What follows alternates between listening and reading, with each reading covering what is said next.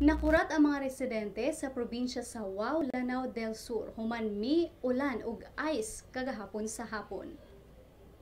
Sa kuha nga video ni Arden Vidad Mercedes, makita ang gagmayng mga patak sa ice.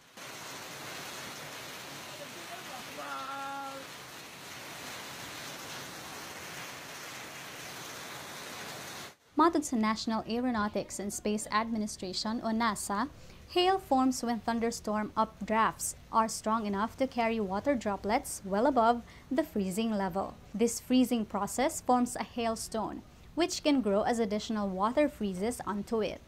Eventually, the hailstone becomes too heavy for the updrafts to support it and it falls to the ground.